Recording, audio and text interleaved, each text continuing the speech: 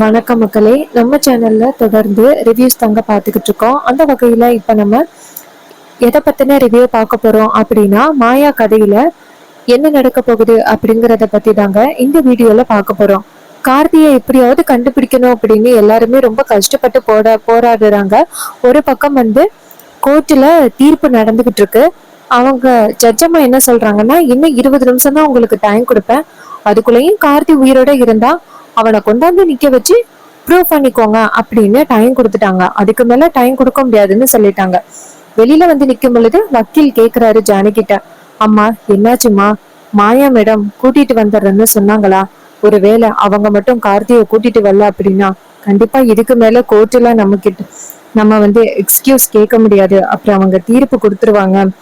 அப்ப ஜானகி சொல்றாங்க, கண்டிப்பா மாயா கூட்டிட்டு வருவான்னு எனக்கு நம்பிக்கை இருக்கு அப்படின்னு. இன்னொரு பக்கம் ஒரு பக்கம் சீனு தேடிக்கிட்டு இருக்காரு, இன்னொரு பக்கம் மாயாவும் கதிரும் தேடிக்கிட்டு இருக்காங்க. அப்ப ஆட்டோல வீட்டுக்கு வர அந்த கதிரை போலீஸ் பாத்துடுறாங்க. பார்த்துட்டு அதோ நிக்கிறான் அப்படின்னு சொன்னதோட கதிர் அந்த இடத்துல இருந்து தப்பிச்சு போறாரு. அப்ப அந்த போலீஸ் கதிரை துரத்துறாங்க. கதிர் ஓடி போய் ஒரு கோவில்ல ஒளிஞ்சிடுறாரு. அதே நேரத்துல நம்ம மாயாவும் கதிரும் இன்னொரு பக்கமா வராங்க. நேரா போலீஸ் கிட்ட, என்னாச்சு, பிடிச்சிட்டீங்களா அப்படின்னு கேட்க போலீஸ் சொல்றாங்க, இல்ல மாயா, அவனை மிஸ் பண்ணிட்டோம். இது கேட்டதோட மாயாவுக்கு ரொம்ப அதிர்ச்சி. என்ன சார் இப்படி சொல்றீங்க? அப்ப குருவரன் சொல்றாரு, இங்க பாரு மாயா, நீ இந்த பக்கமா தான் வந்தயா? இந்த பக்கமா அந்த கார்த்தி வந்ததை பாத்தியா? கண்டிப்பா வந்திருந்தா இந்த பக்கமா தான் வந்திருக்கணும். மாயா சொல்றாங்க, இல்ல சார், அவன் இந்த பக்கமா வரல. அப்ப குருவரன் சொல்றாரு, அப்ப இந்த பக்கத்துல உள்ள கோவில்ல தான் அவன் ஒளிஞ்சிருக்கிறதுக்கு வாய்ப்பு இருக்கு, வாங்க போகலாம் அப்படின்னு சொல்லிட்டு போறாங்க. அங்க நம்ம தனாவும் சேர்ந்து தேடிக்கிட்டு இருக்காங்க. அப்ப மாயாவும் நம்ம கதிரும் அந்த கோயிலுக்குள்ள போகும் பொழுது அந்த கார்த்தி என்ன பண்றான்னா, டக்குன்னு தனாவோட கழுத்துல கட்டி வச்சிடறான். மாயாவா பக்கத்துல வரக்கூடாது அப்படின்னு சொல்லிட்டு கார்த்தி தப்பிச்சு போறதுக்காக. அப்ப மாயா சொல்றாங்க, இங்க பாரு கார்த்தி, நீ என்ன பண்ணாலும் சரி, நீ உயிரோட இருக்கிற விஷயம் எல்லாருக்குமே தெரிஞ்சு போச்சு. உன்னால தப்பிக்க முடியாது, மரியாதையா சரண்டர் ஆகிரு அப்படின்னு சொல்றாங்க. ஆனா கார்த்தி சொல்றாரு, என்னால முடியாது அப்படின்னு சொல்லிட்டு நம்ம தனாவோட கழுத்துல கத்தி வச்சிருக்காரு. அப்ப மாயா தனா கிட்ட லைட்டா கண் காட்டுறாங்க. பக்கத்துல ஒரு சின்னதா ஒரு வேல் இருக்கு. டக்குன்னு நம்ம தனா அந்த வேல் எடுத்து கார்த்தியோட காலில குத்திடுறாங்க. இதனால கார்த்தி அப்படியே அந்த கத்தியை கீழே போட்டுட்டு துடிச்சு போயிடுறாரு. அப்ப டக்குன்னு நம்ம சீனுவும் கதிரும் சேர்ந்து அந்த கார்த்தியை பிடிச்சிடுறாங்க. அதே நேரம் அந்த இடத்துக்கு போலீஸும் வந்துடுறாங்க. அப்ப போலீஸ் கார்த்தியை கைது பண்றாங்க. இன்னொரு பக்கம் அந்த கோர்ட்டை காமிக்கிறாங்க. கோர்ட்ல மறுபடியும் எல்லாரும் ஆஜராகுறாங்க. அப்ப வக்கீல் நேரா ஜானகியை பார்த்து, என்னம்மா இன்னும் மாயா வரல? அப்ப நம்ம ஜானகி சொல்றாங்க, கடைசி நேரம் வரைக்கும் எனக்கு என் பொண்ணு மேல நம்பிக்கை இருக்கு, கண்டிப்பா அவ அந்த கார்த்தியை கூட்டிட்டு வருவா அப்படின்னு தான் சொல்றாங்க. அதே நேரத்துல அந்த ஜட்ஜம்மா கேக்குறாங்க, சரி, இது மாதிரி ஜானகிக்கு ஆதரவா பேசுறீங்கல்ல, உங்க சைடு அந்த கார்த்தி உயிரோட இருக்கான் அப்படிங்கறதுக்கு ஏதாவது ஆதாரம் இருக்கா அப்படின்னு கேக்குறாங்க. அப்ப எதிர்த்தரப்பு வக்கீல் சொல்றாரு, மேடம், இவங்க அப்படி இப்படி சொல்லி இந்த கேஸ இழுத்து போட தான் பாப்பாங்க. இந்த மாதிரி ஆட்களுக்கு சீக்கிரம் நீங்க தண்டனை கொடுத்தே ஆகணும். காசை வச்சு எதை வேணாலும் பண்ணலாம் அப்படின்னு நினைக்கிறாங்க. இவங்களுக்கு சீக்கிரம் தண்டனையை முடிவு பண்ணுங்க மேடம். இத்தனை நாள் இவங்களை வெளியில விட்டதே ரொம்ப தப்பு. உடனே ஜட்ஜம்மா சொல்றாங்க, இங்க பாருங்க, உங்க சைடு எந்தவித ஆதாரமும் என் கைக்கு வரல. அதனால கார்த்தி உயிரோட இல்லை அப்படிங்கிறது நிரூபணம் ஆகிருச்சு. இதனால ஜானகி மேடத்துக்கு நாங்க தண்டனை கொடுக்குறோம் அப்படின்னு சொல்லிட்டு எழுத போறாங்க. அதே நேரம் டக்குன்னு நிறுத்துங்க அப்படின்னு மாயா கத்துறாங்க. எல்லாருமே சேர்ந்து மாயாவை திரும்பி பாக்குறாங்க. அப்ப நம்ம புவனேஸ்வரியும் அந்த பசுபதியும் அதிர்ச்சியாகி மாயாவை பாக்குறாங்க. அப்ப புவனேஸ்வரி பசுபதியை பார்த்து, என்னங்க என்னாச்சு? அப்ப பசுபதி சொல்றாரு, கண்டிப்பா கார்த்தி அவங்க கையில சிக்கிறதுக்கு வாய்ப்பு இல்லை, நீ கவலைப்படாத புவனா. அதே நேரம் மாயா இங்கேருந்து இங்க பாருங்க மேடம், கார்த்தி உயிரோட இருக்கிறது நிஜம். அப்ப ஜட்ஜம்மா சொல்றாங்க, இங்க பாருமா, நாங்க ப்ரூஃப் கேட்டோம், எந்தவித ப்ரூஃபும் உங்க சைட்ல இருந்து வரல. கார்த்தி உயிரோட இருக்கிறதுக்கு எந்தவித ப்ரூஃபும் இல்ல. சோ நான் இப்ப முடிவு எழுத போறேன். அப்ப குருவனன் கார்த்தியை பிடிச்சு இழுத்துட்டு வராரு. கார்த்தி உயிரோட வரதை பார்த்துட்டு எல்லாருமே அதிர்ச்சி ஆகுறாங்க. நம்ம ரகுராமும் கார்த்தி உயிரோட வரதை பார்த்துட்டு ரொம்ப அதிர்ச்சி ஆகுறாரு. அப்பதான் ரகுராம் யோசனை பண்ணி பாக்குறாரு. ரொம்ப நாளைக்கு முன்னாடி ஜானகி எவ்வளவு கெஞ்சினாங்க ரகுராம் கிட்ட, இது மாதிரி அந்த கார்த்தி உயிரோட இருக்கிறது நிஜம், நம்ம குடும்பத்தை மொத்தமா பழி வாங்குறதுக்காக அந்த புவனேஸ்வரி இந்த மாதிரி எல்லாம் பிளான் பண்ணிக்கிட்டு இருக்கா அப்படின்னு சொல்லி ரொம்பவே கெஞ்சினாங்க ஜானகி. ஆனா எதையுமே ரகுராம் நம்பவே இல்லை, துளி கூட நம்பவே இல்லை. அதனால ரகுராம் இதையெல்லாம் நினைச்சு பார்த்துட்டு வேதனைப்படுறாரு. அப்ப கார்த்திய கொண்டாந்து கூண்டுல நிக்க வைக்கிறாங்க. அப்ப அந்த ஜட்ஜம்மா நேரா கார்த்திய பார்த்து, இங்க பாரு, மரியாதையா உண்மைய சொல்லு, உன்னை இந்த மாதிரி எல்லாம் பண்ண சொன்னது யாரு? அப்ப கார்த்தி வந்துட்டு நேரா அவங்க அத்தையை பார்க்க, அப்ப பசுபதி வந்துட்டு தலையசைக்கிறாரு. அப்ப நம்ம கார்த்தி நேரா ஜட்ஜம்மாவை பார்த்து, எனக்கு வந்துட்டு தனாவை கல்யாணம் பண்ணி வைக்கல அவங்க, அதனாலதான் அந்த கதிரை பழி வாங்கணும் அப்படிங்கறதுக்காக நான் செத்த மாதிரி நாடகம் போட்டேன் அப்படின்னு சொல்லிடுறாரு. இது கேட்டதோட ஜட்ஜம்மா வந்துட்டு கதிரை கைது பண்ண சொல்றாங்க. இன்னொரு பக்கம் ஜானகி மேல எந்த தப்பும் இல்லை அப்படின்னு சொல்லி நிரூபணமாகுது. அப்புறமா ஜானகி இங்கேருந்து வெளியில வராங்க. நேரா புவனேஸ்வரிய பார்த்து, ஏ புவனேஸ்வரி, ஒன்னு நீயே நினைச்சு அசிங்கப்பட்டுக்கணும், எப்பேற்பட்ட ஒரு காரியத்தை பண்ணிட்டு ஒண்ணுமே தெரியாதவ மாதிரி உட்கார்ந்துருக்கேல, இன்னைக்கு உன் மருமகன் ஒன்னால தாண்டி ஜெயிலுக்கு போயிருக்கான். அப்ப புவனேஸ்வரி சொல்றாங்க, ஹேய் ஜானகி, நீ அன்னைக்கு அப்படி பண்ணதுனாலதான் இவ்வளவு பிரச்சனை. ஜானகி சொல்றாங்க, இங்க பாரு புவனேஸ்வரி, அந்த பிரச்சனை அன்னைக்கு முடிஞ்சு போச்சு. ஓ மருமகன் கார்த்தி இப்படிப்பட்ட ஒரு கேவலமான செயலை பண்ணதுக்கு தான் அவனை நான் அப்படி அடிச்சுனே தவிர்த்து மத்தபடி அவன் ஒண்ணும் நல்லது ஒண்ணும் பண்ணல. இது கேட்டதோட புவனேஸ்வரி சொல்றாங்க, இங்க பாரு ஜானகி, கண்டிப்பா நான் உன்னை பழி வாங்காம இருக்க மாட்டேன்டி.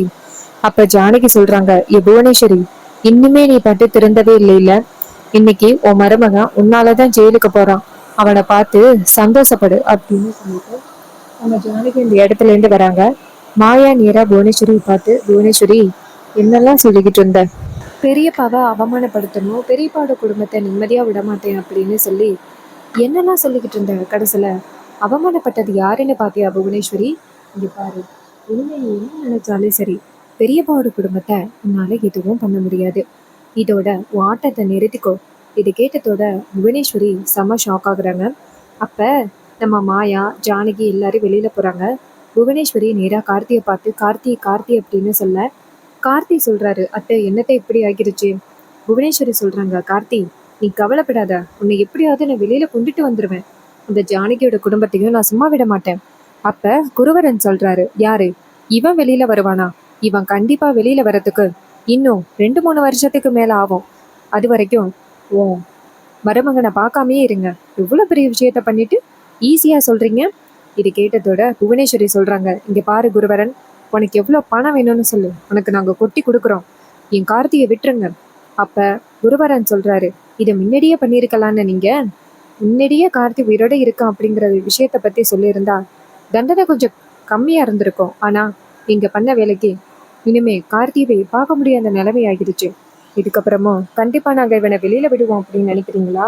இவனுக்கு கிடைக்க வேண்டிய தண்டனை கண்டிப்பா 3 வருஷத்துக்கு குறையாம இருக்கும். உங்களோட ஆட்டம் எல்லாத்துக்குமே மாயா முற்றுப்புள்ளி வச்சுட்டா பாத்தீங்களா? இது கேட்டதோட புவனேஸ்வரி செம்ம ஷாக் ஆகுறாங்க. நம்ம ஜானகி, நம்ம ரகுராம் எல்லாரும் வெளியில வராங்க. வெளியில வந்ததோட நம்ம ரகுராம் நேரா ஜானகியை பாக்குறாரு. ஜானகி நேரா ரகுராம் கிட்ட, என்னங்க பிரச்சனை எல்லாமே முடிஞ்சிருச்சு. அப்ப ரகுராம் நேரா ஜானகியை பார்த்து, என்னை மன்னிச்சிரு அப்படின்னு சொல்ல, ஜானகி கேக்குறாங்க, ஏங்க இப்படி என்கிட்ட மன்னிச்சிருன்னு சொல்றீங்க? அப்ப ரகுராம் சொல்றாரு, இல்ல ஜானகி, உன் மேல நான் சுத்தமா நம்பிக்கையே இல்லாம உன் மேல நான் எவ்வளவு வந்துட்டு சந்தேகப்பட்டுட்டேன். அப்ப ஜானகி சொல்றாங்க, என்னங்க இந்த குடும்பத்துக்காக அவ்வளோ கஷ்டப்பட்டது வேற யாரும் இல்லைங்க, நம்ம பொண்ணு மாயா மட்டும்தான். அவ தான் அவ்வளோ கஷ்டப்பட்டிருக்கா, பல விஷயங்களை தாண்டி வந்திருக்கா, நீங்க அவளுக்கு தாங்க நன்றி சொல்லணும். அப்ப மாயா அந்த இடத்துக்கு வராங்க. மாயாவை பார்த்ததோட ரகுராம் நேரா மாயாவை பார்த்து கையெடுத்து கும்பிடுறாரு. மாயா டக்குன்னு ரகுராம் கிட்ட, பெரியப்பா என்ன பெரியப்பா இதெல்லாம்? அப்ப ரகுராம் சொல்றாரு, மாயா, உன்னை நான் ரொம்ப தப்பா நினைச்சிட்டேன். ஆரம்பத்துலேருந்து இந்த குடும்பத்தை பாதுகாக்கிறதுக்காக தான் நீ ரொம்ப போராடி இருக்க அப்படிங்கிறத ஏன் என் மனசு புரிஞ்சிக்காம இருந்துச்சுன்னு தெரியல. இந்த குடும்பத்தை காப்பாத்துறதுக்காக நீ எல்லாம் பண்ணியிருக்க, கடைசியில நான் புரிஞ்சிக்காம இருந்துட்டேனே, என்னை மன்னிச்சிரு அப்படின்னு சொல்லிட்டு கையெடுத்து கும்பிடுறாரு. அப்ப மாயா சொல்றாங்க, பெரியப்பா ஏதோ நடந்தது நடந்ததாவே இருக்கட்டும், இதுக்கப்புறம் நடக்க போகிறத மட்டும்தான் நம்ம பார்க்கணும். இனிமே நம்ம தனா இருக்கல்ல, அவளை கதிர் கூட சேர்ந்து நல்லபடியாக வாழ வைக்கணும். பெரியப்பா, அந்த கார்த்தி கெட்டவன் அப்படிங்கிறதுனால தான் கதிர் நம்ம தனாவோட கழுத்திலேயே தாலி கட்டுனான். இல்லைனா கதிர் அப்படி பண்ணியிருப்பானா? கதிர் உங்களோட வளர்ப்பு பெரியப்பா. என்னைக்காவது உங்களோட வளர்ப்பு தவறா போயிருக்கா? கண்டிப்பா இல்லை. கதிர் எதுக்காக தெரியுமா தாலி கட்டுனா? அந்த கார்த்திகிட்டேருந்து காப்பாற்றணும் அப்படிங்கிறதுக்காக தான் கதிர் தாலி கட்டுனான். மற்றபடி நம்ம குடும்பத்தில் உள்ள யாரையும் அவமானப்படுத்தணும் அப்படிங்கிற எண்ணத்தில் அவள் செய்யவே இல்லை பெரியப்பா. இது கேட்டதோட ரகுராம் நேராக நம்ம மாயாவை பார்த்து, மாயா, யாரையுமே நான் புரிஞ்சிக்காம இருந்துட்டேனே அப்படின்னு வருத்தப்படுறாரு. அப்போ மாயா சொல்கிறாங்க, பெரியப்பா நீங்கள் கவலைப்படாதீங்க. இனிமேல் நம்ம குடும்பத்தில் எந்தவித பிரச்சனையும் இல்லை.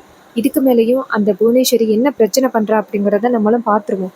அப்போ புவனேஸ்வரியும் பசுபதியும் வெளியில் வராங்க. அப்போ ரகுராம் செம்ம கோவத்தில் நேராக அவங்க கிட்ட போயிட்டு, ஏ புவனேஸ்வரி அப்படின்னு சொல்ல, புவனேஸ்வரி நேராக ரகுராமை பார்த்துட்டு நிற்கிறாங்க.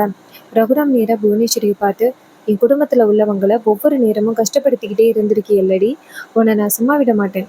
அப்போ புவனேஸ்வரி சொல்கிறாங்க, ஏ ரகுராம், 20 வருஷத்துக்கு முன்னாடி எப்படி என்னை வந்துட்டு ஏமாத்தின, அதனால தான் அதே கோவம், அதே பழிவாங்க நோக்கம் இன்னும் என் மனசில் இருக்குது. இன்னைக்கு என் கார்த்தி ஜெயிலுக்கு போயிருக்கான்னா அதுக்கு காரணமே உன் குடும்பம் தான்டா. உன் குடும்பத்தை நான் கண்டிப்பாக விட மாட்டேன். அப்போ மாயா சொல்கிறாங்க, புவனேஸ்வரி, கார்த்தி இன்னைக்கு ஜெயிலுக்கு போனதுக்கு முழு காரணமே நீ தான். கொஞ்சம் யோசனை பண்ணிப்பாரு. நீ தான் அவனுக்கு பல திட்டங்கள் போட்டு கொடுத்து அவனை நீ ஜெயிலுக்கு அனுப்பியிருக்க. அவன் இன்னைக்கு ஜெயிலுக்கு போயிருக்கான்னா அதுக்கு முக்கிய காரணமே நீ தாண்டி. இது கேட்டதோட செம்ம கோவப்படுறாங்க நம்ம புவனேஸ்வரி. இங்கே பாரு மாயா, இந்த குடும்பத்துக்கு ஒரு வேலியாக இருந்து பாதுகாத்துக்கிட்டு இருக்கேல்ல, உனக்கு இன்னும் கொஞ்ச நாளையில நான் ஆப்பு வைக்கிறேன் அப்படின்னு சொல்ல, மாயா சொல்கிறாங்க, உன்னால் எதுவும் பண்ண முடியாது. உன் பெரியப்பா இருக்கிற வரைக்கும் உன்னால் எதுவும் பண்ண முடியாது அப்படின்னு சொல்லிட்டு மாயா பேசுகிறாங்க. இது கேட்டதோட நம்ம ஜானகி வந்துட்டு நேராக புவனேஸ்வரியை பார்த்து, இங்கே பாரு புவனேஸ்வரி, அதான் நான் ஆரம்பத்திலேயே சொன்னேன்ல, உன்னால் என் குடும்பத்தை எதுவும் பண்ண முடியாது அப்படின்னு. அதே மாதிரி நீ தோற்று போயிட்ட பற்றியா அப்படின்னு சொல்ல, அப்போ புவனேஸ்வரி சொல்கிறாங்க, இன்னும் நான் தோற்று போகலை, இன்னும் எனக்கு நேரம் இருக்குடி அப்படின்னு சொல்லிட்டு புவனேஸ்வரி அந்த இடத்துலேருந்து போகிறாங்க. இதை பார்த்துட்டு மாயா சொல்கிறாங்க, பெரியம்மா, இவ என்றைக்குமே திருந்துறவளே கிடையாது பெரியம்மா. இதுக்கு மேலேயும் இவ என்ன பண்ணுறா அப்படிங்கிறத நாமளும் பார்த்துடலாம். சரி வாங்க வீட்டுக்கு போகலாம் அப்படின்ட்டு கிளம்புறாங்க. நம்ம ரகுராம் நேராக வீட்டுக்கு போனதோட நேராக வீட்டில் உள்ள எல்லாருமே கூப்பிடுறாரு. எல்லாரும் வந்ததோட நம்ம பத்மாவும் பார்வதியும் வராங்க. வந்துட்டு ஜானகி வரதை பார்த்துட்டு அதிர்ச்சி ஆகுறாங்க.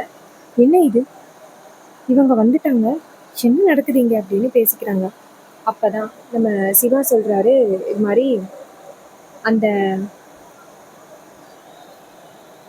கார்த்தி உயிரோடு இருக்கிற விஷயத்த ப்ரூவ் பண்ணியாச்சு. இது கேட்டதோட செம ஷாக் ஆகுறாங்க பார்வதியும் பத்மாவும். அப்போ பார்வதி பத்மா கிட்ட நைஸாக சொல்கிறாங்க, இனிமே ஜானகி அண்ணி இந்த வீட்டு பக்கமே வரமாட்டாங்க, மொத்த சொத்து நமக்கு தான் அப்படின்னு. சந்தோஷமாக இருக்க போகிற நேரத்தில் இப்படி ஆகிருச்சே. அப்போ பார்வதி சொல்கிறாங்க, சரி விடு, இதுக்கடுத்து நமக்கு எந்த திட்டமும் கிடைக்காமைய போயிரும், அதை வச்சு கண்டிப்பாக பழிவாங்கலாம். இது கேட்டதோட பத்மாவும் சரி அப்படிங்கிறாங்க. பத்மா நேராக நம்ம ஜானகிட்ட, அண்ணி வாசல்லையே நில்லுங்க அண்ணி, உங்களுக்கு நான் ஆரத்தி எடுத்துகிட்டு வரேன் அப்படின்ட்டு போயிட்டு ஆரத்தி எடுக்க போகிறாங்க. அப்போ நம்ம கதிர் நம்ம மாயா இதை பார்த்துட்டு ஷாக் ஆகுறாங்க. ஸோ எதனால இப்படி நடக்குதுன்னா, எப்படியும் ஜானகி தப்பு பண்ணலை அப்படிங்கிறது ரகுராமுக்கு தெரிஞ்சு போச்சு. இதனால ரகுராம் இனிமே ஜானகிக்கு தான் சப்போர்ட் பண்ணுவார். ஸோ ஜானகிக்கு சப்போர்ட் பண்ணும் பொழுது பத்மா பார்வதி ஏதாவது பேசினா அவங்க 2 பேருக்கும் செம்மையாக திட்டு விழுவும். ஸோ இதனால தான் பத்மா ஓடி போய் ஆரத்தி எடுத்துகிட்டு வந்துட்டு ஜானகிக்கு ஆரத்தி எடுத்து, அண்ணி நீங்கள் இது மாதிரி ஒரு பெரிய பிரச்சனையிலேருந்து மீண்டு வந்திருக்கீங்க, அதான் உங்களுக்கு திருஷ்டி பட்டிருக்கும், அதான் திருஷ்டி கழிக்கிறோம் அப்படின்னு சொன்னதோட ஜானகியும் சரி அப்படின்னு சொல்கிறாங்க. அப்புறம் ஆரத்தி எடுத்து முடிச்சதோட ஜானகி வீட்டுக்குள்ளே வராங்க. ஜானகி வீட்டுக்குள்ளே வந்ததோட ரகுராம் நேராக ஜானகியை பார்த்து, ஜானகி, ஒவ்வொரு செகண்டும் மாயா மேலே தப்பு இல்லை அப்படின்னு ஒவ்வொரு செகண்டும் நீ என்கிட்ட சொல்லிக்கிட்டு இருந்த, ஆனால் அதை நான் கொஞ்சம் கூட நம்பாமல் போயிட்டேன், என்னை மன்னிச்சிரு ஜானகி. ஜானகி சொல்கிறாங்க, என்னங்க எத்தனை தடவை சொல்லுவீங்க, நடந்தது நடந்து போச்சு, இனிமே நம்ம பொண்ணு தனா இருக்கால, அவளை இங்கே கூட்டிகிட்டு வர்றது மட்டும்தான் மிச்சம். அப்போ ரகுராம் சொல்கிறாரு, இல்லை ஜானகி, அவ அப்போ முக்கியம் இல்லை அப்படின்னு அவங்க கூட போயிட்டால, அவளுக்கு நான் முக்கியம் இல்லாம தானே போயிட்டேன். இனிமே எனக்கும் அவளுக்கும் எந்த சம்மந்தமும் இல்லதான். ஏன்னா அவளுக்கு நான் தான் முக்கியம் இல்லையே. அப்ப நம்ம ஜானகி சொல்றாங்க, என்னங்க இப்படி பேசுறீங்க? அவ எதுக்காக அப்படி சொன்னான்னு உங்களுக்கு புரியுதா இல்லையா? அப்பாவோட முடிவு தவறு அப்படிங்கிறதுக்காக ஒன்றும் அவ இந்த வீட்டை விட்டு போகல. அப்பாவோட முடிவு தவறு ஆகிடக்கூடாது அப்படிங்கிறதுக்காக தான் அவ போனா. ஒருவேளை அவ மட்டும் கதிரை விட்டு கொடுத்திருந்தா, கதிர் மாதிரி ஒரு பொண்ணு இல்ல நமக்கு கிடைக்கவே மாட்டாங்க. உங்களோட வளர்ப்புங்க கதிர். கதிர் என்னைக்காவது இந்த மாதிரி தவறா ஏதாவது வேலையை பண்ணி பார்த்து இருக்கீங்களா? அவ மாயா சொன்ன ஒரே காரணத்துக்காக தான் தனாவோட கழுத்திலேயே தாலி கட்டியிருக்கான். ஒரு செகண்ட் கூட யோசிக்காம தனாவோட கழுத்துல தாலி கட்டியிருக்கான். இந்த மாதிரி ஒரு புள்ள கிடைச்சதுக்கு நம்ம ரொம்ப கொடுத்து வச்சிருக்கணும்ல. இது கேட்டதோட ரகுராம் சொல்றாரு, ஆமா ஜானகி, நான் தான் கதிரை பத்தி புரிஞ்சுக்காம இருந்துட்டேன். அப்ப மாயா சொல்றாங்க, சரிப்பா, நான் போயிட்டேன், தனாவையும் கதிரையும் கூட்டிட்டு வரேன். இது கேட்டதோட ரகுராமும் சரி அப்படிங்கிறாரு. அப்புறமா மாயா நேரா தனாவையும் கதிரையும் கூப்பிடுறதுக்கு வீட்டுக்கு போறாங்க. அங்க போயிட்டு நம்ம தனாவையும் கதிரையும் பார்த்து, பெரியப்பா உங்க 2 பேரையும் வீட்டுக்கு கூப்பிட்டாங்க. இது கேட்டதோட தனா ரொம்ப சந்தோஷப்பட்டு, உண்மையாவா மாயா? மாயா சொல்றாங்க, ஆமா தனா, பெரியப்பா உன்னை வீட்டுக்கு கூப்பிட்டாரு. இனிமே நம்ம வீட்டுல எந்த வித பிரச்சனையும் இல்லை, வா அப்படின்னு சொன்னதோட ரொம்ப சந்தோஷமா தனாவும் கதிரும் வீட்டுக்கு வராங்க. அவங்க 2 பேரும் வீட்டு வாசல்ல வந்து நிக்கிறாங்க. ரகுராம் வெளியில வராரு. வெளியில வந்துட்டு நேரா தனாவை பார்த்து, தனா அப்படின்னு சொல்ல, தனா அவங்க அப்பாவை பார்த்து, என்னை மன்னிச்சிருங்கப்பா, அன்னைக்கு உங்களை எதிர்த்து நான் வீட்டை விட்டு போயிருக்க கூடாது. அப்ப ரகுராம் சொல்றாரு, இங்க பாருமா தனா, அப்பாவோட முடிவு தப்பாயிடக்கூடாது அப்படிங்கிறதுக்காக தானே போனேன். நீ எடுத்த முடிவை நான் என்னைக்குமே தப்பு சொல்ல மாட்டேன் அப்படின்னு சொன்னதோட தனாவும் சாரிப்பா அப்படின்னு சொல்லிட்டு ஹக் பண்றாங்க. அதுக்கப்புறம் நம்ம கதிரை பார்த்து ரகுராம் சொல்றாரு, கதிர், என் பொண்ணோட வாழ்க்கையை நீ காப்பாத்திருக்க, உனக்கு நான் ரொம்ப நன்றி கடன் பட்டிருக்கேன். அந்த மாதிரி ஒரு கேடு கெட்டவனோட கையில என் பொண்ணோட வாழ்க்கை போகல, ரொம்ப நன்றி கதிர். அப்ப கதிர் சொல்றாரு, இங்க பாருங்க மாமா, உங்களோட வளர்ப்பு என்னைக்குமே தப்பாகாது. நான் உங்களோட வளர்ப்பு மாமா, என்னைக்குமே நான் தவறான காரியம் எதையும் பண்ண மாட்டேன் அப்படின்னு சொல்லிட்டு ரகுராம்கிட்ட சொல்றாரு. ரகுராம் சொல்றாரு, இனிமே நீயும் என் பொண்ணு சந்தோஷமா வாழலாம், நீங்க எங்கேயும் போகணும்னு அவசியம் கிடையாது, இந்த வீட்லயே இருக்கலாம் அப்படின்னு சொல்றாங்க. ஸோ இந்த கதை உங்களுக்கு எந்த அளவுக்கு பிடிச்சிருந்துச்சு அப்படின்னு மறக்காம கமெண்ட்ல சொல்லுங்க.